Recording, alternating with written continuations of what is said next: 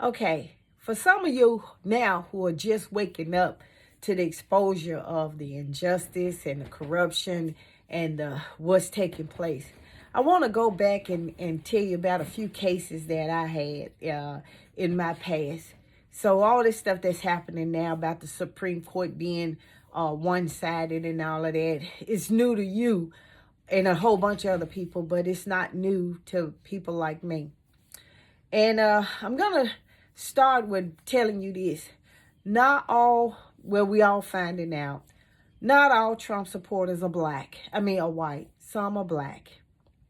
And I want to tell you about a case with a district court judge named Stephanie Dawkins Davis, who was appointed by Trump as a district judge.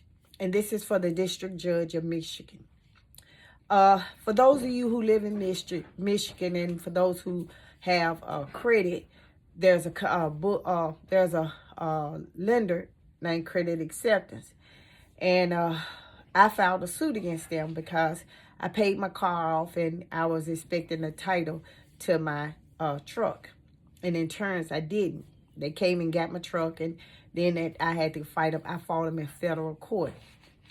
Well, Stephanie Dawkins Davis, under what I was telling her about the Truth in Lending Act. I was telling her about how this company is shady. They had what the Fair Credit Reporting Act says. They were reporting one thing on my credit and had a balance of another. I was telling them about the warranties that was so messed up. It was just a mess. And their lawyers didn't even know I still had my vehicle. They thought that because they sold bad cars to people starting out the gate, that my car was no longer there. Fortunately, I keep my vehicles up, so that wasn't the case. Well, Stephanie Dawkins Davis, who later became a district judge, she was a magistrate, she became a district judge for the Sixth Circuit, told me that it didn't matter that they had taken my vehicle. I wasn't entitled to it back, and told me that I wasn't entitled protection under the Fair Credit Reporting Act. I wasn't protected under the breach of peace, nor was I protected under any other laws that are entitled to people who, in that situation. So when you sit here and you say, well, all MAGAs are racist and stuff, some of it is within ourselves. And when I start to bring attention to it, I had a lot of black people that sat there and told me, oh, black people can't be racist. No, we are not like this. We all about justice. Bullshit. That's not true. So when you sit here and you talk about how things are in the Supreme Court, it's been going that way for a long time. In fact, a lot of you guys don't even know that half of the federal judges that are in the United States own stocks in companies. Yeah, fact check that. Yeah, the Harvard law students did a report and found out that a lot of judges have stock in companies that come across their desk every day for being sued. Now, technically, that is a conflict of interest. It is.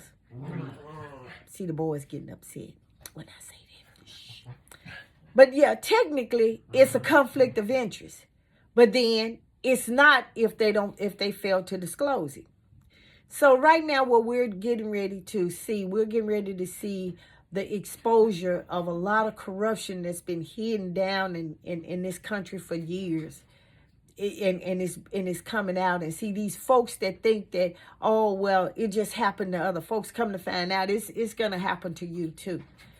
So don't think that you're part of the elite of what's getting ready to happen or what's going to happen or what's happening right now, because we all are affected.